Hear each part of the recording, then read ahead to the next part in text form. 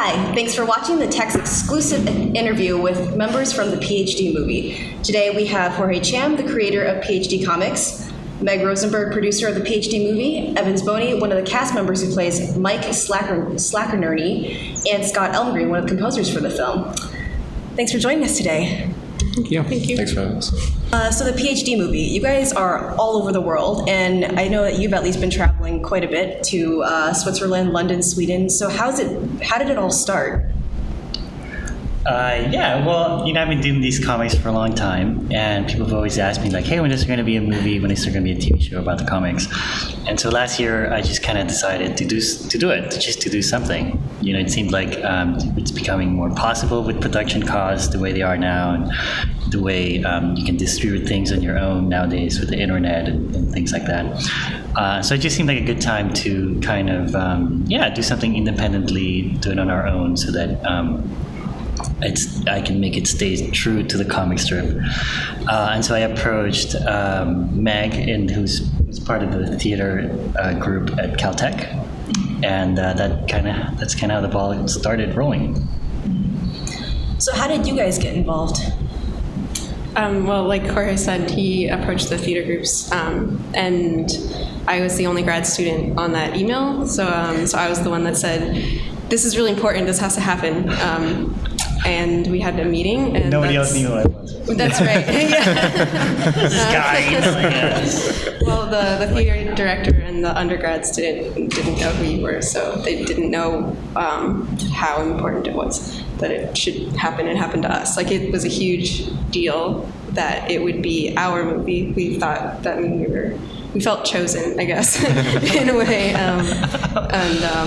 It just was a great opportunity, so we didn't let it pass by. And I just found out at the auditions, they put up a poster for a casting call and came out because I thought it looked like Mike, and I kind of wanted to act, so it worked out. So Scott, you composed some of the music for the film. How did you get involved with the film? I came on through Meg. So Meg's a childhood friend, and she came up to me about a year ago this time. Yeah. And she said, hey, are you interested in ever composing anything for PhD Comics? And I was like, oh my gosh, yes, I've known about that comic for years. I've been a fan of it. And I was like, how did you get involved with that? And she's like, well, he's sort of around campus, and he's interested in working with the theater group there. So, and then it was radio silence for 6 months. So I was like, well, yeah, I'm sorry. I was like, well, that opportunity came and went. I'll just go on and do something else. But then Meg wrote to me on Facebook, and she said, sorry I haven't contacted you in a little while, but instead of doing, a music video or something like that, we made a whole movie. So are you interested in being involved in that? Yes. So it was fortuitous. Facebook saved the day. Facebook did save the day, as always, yeah. So in the beginning, was it supposed to be just a music video? I don't know. It was very up in the air at the beginning. We had this idea that it would be sort of more episodic than it was, and we broke it into like little web episodes or something. And one of them was going to be a musical theater, just a whole episode that was one like big musical theater song and dance, and that's why I talked to Scott, because Scott's written new musicals that are very successful. You should go see. And College the Musical. Coincidentally, College the Musical. Yeah. So we're talking it's now fate. about doing grad school. Yeah, so that's why I got in touch with Scott. It ended up that didn't really come together because we had to start filming a lot sooner than we could marshal all the resources to put together that musical theater big song and dance. But it's easier to do a movie. We'll just do it. And then it sort of hung together as a movie. So just have to talk. No singing. No, but yeah, it was kind of it was really kind of an organic process. I mean, when I approached Meg and the theater group there, we didn't set out to make a movie per se. We just wanted to work on some project, but then which thing sort of became a movie. Yeah. Mm-hmm. So how did you guys put together all the different scenes for the movie? Because I believe that some of the scenes are actually taken from directly out of the comics. So how did you choose out of all the different comics that you've drawn already? I committed to doing this movie with Meg and Caltech before I had written it. So suddenly I had to write a movie. So I knew I wanted it to be kind of to use a lot of stuff from the comics, and so, but I knew it had to have some sort of plot line and some character development and some resolutions at the end. And so I just went through all my comics and I kind of picked ones that I could group together in one scene and then make that scene about some part of this plot that advanced the plot or move the character in some way. Okay. So actually, both of you are grad students at Caltech now, right? Yep. So both of you guys actually were MIT alum. You graduated in '07, and Evans, you were in '06? That's right. So being grad students now, how did you find the time to do this on top of all of the work that you normally do? I should say that when we started, I did not know how much time it was actually going to take. Yeah, it kind of ate my life a little bit for a while there, but it was good. It was worth it. And my advisor was actually very supportive the whole time. He actually gave us permission to film in his lab, which is on the roof. We stretched that because we didn't actually film in the lab. We filmed on the roof instead. But yeah, he was really supportive of the whole thing. He thought it was really cool. He came out to the filming, right? Yeah, he came out to the filming to check it out. He was an extra, but that ended up on the cutting room floor, which I feel bad about. I maybe should have used an executive order to keep that in. Maybe we'll make a special edition just for him. Director's cut. Yeah, that has him. The professor's cut. Yeah. Meg's professor's cut. The funny thing was, so there's a scene in the movie where the new grad student has to play squash with his advisor, and we went to the squash court to film that episode. And when we were there, my advisor was playing squash in the next little cubicle thing. So I managed. I don't know how I managed this, but I didn't actually have to play squash with my advisor while we were filming that scene about playing squash with your advisor. But there was a moment there when everyone was like, "This would be a really fun idea. You should go play squash with him." And I've never played squash in my life, so. Actually, nobody had played squash. No, nobody had played squash. No, we came. It's hard. I tried it. Yeah. Yeah, we showed up that morning to film that squash scene, and we're like, all right, who knows how to play squash? I had to look on Wikipedia for the rules. Yeah. Is that how you guys found out there were multiple rules? Yes. I like that line. So basically, Wikipedia saved the day. Okay. So I guess talking more about how you guys made the movie, how was the production process like in comparison to like Hollywood releases? Well, you have a lot more money in Hollywood production movies by a factor of like 10 at least, you know. But yeah, no, we didn't know. Meg has a lot of experience with theater. You want to talk a little bit about that? Sure. I did a lot of theater here at MIT. I was in the MIT Shakespeare Ensemble and also drama shop a little bit. And at Caltech, I got involved in the theater group there, and we founded a student group to do other different kinds of shows also. So I had a lot of experience as a stage manager and producer of theater shows, and I thought that could translate to film. I was sort of not entirely right about that, so it was I learned a lot of things the hard way, I feel like, but it worked out pretty well. I think it was very, I don't think it was very much like a professional film in a lot of ways. One was just that we had a lot of people doing multiple jobs, where in a real movie, you would have a person for every job. And probably things actually work a lot smoother. But there were a couple of roles on the production crew that we had to hire someone for because we couldn't get somebody who was a student who wanted to learn to commit to the kind of hours that it would require to be there consistently every weekend filming for 12 hours a day. So we hired a gaffer and we hired an assistant cameraman for every shoot, and I talked to them on the film set because I was kind of curious how this all looked to them. We were like this freak show trying to do a movie like what they do every day but more professionally, and they said it was a nice environment. They said everyone was like really nice to each other and like nobody got all mad, and I think it's just because we all knew how much everyone else was doing and then like sacrificing to make this all work. So it's really hard to be mad at someone when you know how much effort and time they're putting into it. So I think that was that was like a good way we were different, maybe. No, I think I remember you said you looked up some things in Wikipedia, like how to produce a movie. Oh, I did. Yeah, I was like, what does a producer do? Producer. Yeah. Well, I found out there's all kinds of types of producers, and that I don't need to go into that. But I was trying to figure out which one I was, and it turns out I was like a little bit of this and a little bit of that, and then other people were covering other aspects of jobs. So it's kind of, I guess, non-traditional in some ways. How was it from like an acting standpoint? So I'd never acted in anything before, so maybe it helped that there were no expectations. Like I had no idea what was different from a normal set or whatever. But it also didn't help in the sense that I wasn't really prepared for the professional way that they were doing things. So the call sheet was very complicated, and I'm sure it takes a long time to put everything together.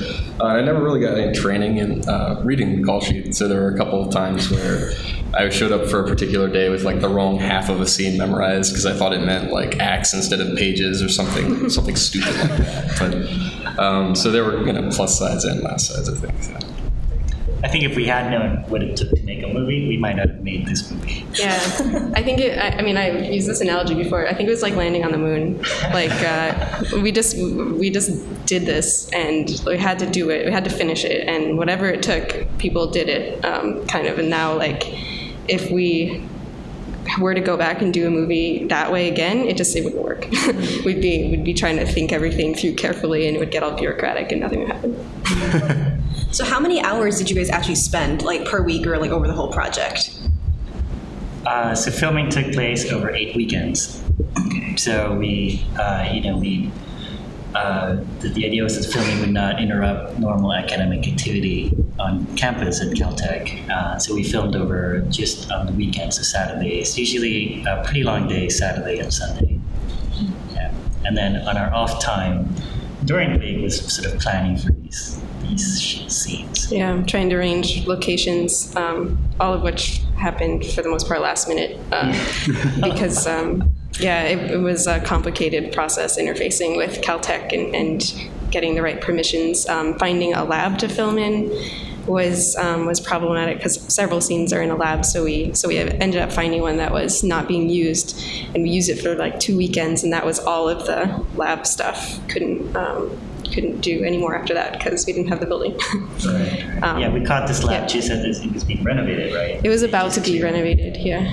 They just cleared out and they're about to gut it. And so we had these 2 weekends where we could film in it. Mm-hmm. Yeah, and then one of them there was a jazz festival happening all day on the Saturday while we were trying to film like right outside the window. It was so loud. So how many people did you have working on the movie, and how did you find all of these people to help out? Well, how we found people, we had a giant casting call in November of a year ago, which is what Evans responded to. And it wasn't really just for cast. We pretty much were just interviewing anyone who had any interest in doing anything for the movie at all. And then I had a giant Google Doc spreadsheet with the tags that people had circled on their forms that they had them fill out. And then we basically just gave everybody a role, like everybody. Yeah, it's great. So now that you guys have done this all once, are you guys planning on doing this again in the future? Like maybe like a sequel to the PhD movie? Yeah, we were thinking it's either going to be called the postdoc movie. Okay. An even smaller demographic. Or the PhD movie 2, still in grad school. Okay. So we actually have a couple questions from people at MIT who want to know a couple things. So one of them is, now that this movie's actually been showing like all around the world, like you guys have like been showing in like Israel and like Australia, all over the US. And Antarctica. In Antarctica? Yeah, right. Soon, yeah, December 30th. Oh, wow. Oh, really? They picked a date. Yeah, the guy's leaving on the 12th though, so we have to mail it to him before then. Are any of you guys going to Antarctica? No. No, that would be pretty cool. No. I already saw the movie, so need to go to Antarctica. So now that you guys have been to all these places, what's the funniest or craziest thing a fan has ever done? Somebody said they had you sign their laptop. Yeah, over the years I signed many different items, body parts, and apparel, articles of clothing. Yeah, people try to, because they know now that I sometimes write about my experiences on the road, so they try to now up one another. Yeah, like in Texas, I tell this story. In Texas A&M, they picked me up at the airport in a horse. Oh my goodness. Like I rode, yeah. It's like, they were thinking, how can we get included in these comics? How can we give an experience that they'll write about? So I'm like, there, I got off the plane, I'm waiting there, and I see this horse, like, this woman and a horse with another horse, an empty horse, rider. It's like, all right, hop on, we're riding out of the airport. So I rode a horse out of the airport. Where'd you put your suitcase? The horse was put on the picture. They also had a car, so they grabbed the suitcases, but then they rode me out of the airport in a horse. Okay. And I guess we can go around, but other than the PhD comics, what other comics do you guys really like reading? We can go around. Yes. Oh gosh. You should start. Go ahead. I know you read comics. I do read a lot of webcomics. Let's see, I like Perry Bible Fellowship. I love XKCD. Married to the Sea is good. Hark a Vagrant is good. Dinosaur Comics or Quants, whatever it is. I like. Yeah, there's a lot of good ones. Yeah, XKCD, Hark a Vagrant, I love Sinfest.net also. Yeah. Sinfest.net. Be careful. Yeah, be careful with that one. And I was growing up, I read a lot of like Archie comics, Peanuts, Calvin and Hobbes, Doonesbury as well.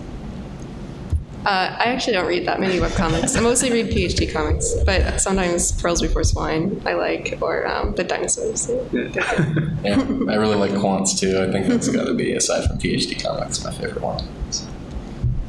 If I had known 10 years ago that you could just draw stick figures or use the same dinosaur clip art over and over again, I feel like I wasted so many years of my life.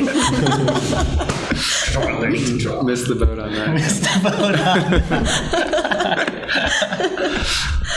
I'll have dinosaur stick figures. The same one every time. And it works.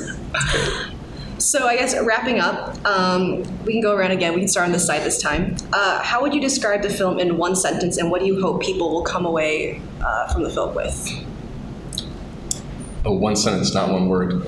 Inspirational was going to be my one word, but probably about 50% inspirational and about 50% accurate would be my longer sentence. I feel like I should have been prepared, done some homework. But I think the movie is really, it's made by grad students. It's for grad students. I think that is really clear when you see the movie. So I don't know. For me, it's about making people laugh. But sort of at the heart of it, I think it's about young people kind of trying to figure out what to do with their lives, and I try to make it a little bit also about truth. If you're going to aim for a higher concept, it's a little bit about truth and what's academia's role in finding out about truth. How do you figure out if something is true or not? How that all fits into what's true for you, what's true for other people, etc. It's a comedy from honesty, I think, is what it is. It's a very honest movie, and it's funny because of that. Yeah, it's a tragic comedy. Yeah. It's a dramedy. It's a drama. Tragic comedy. So does anyone have any final words?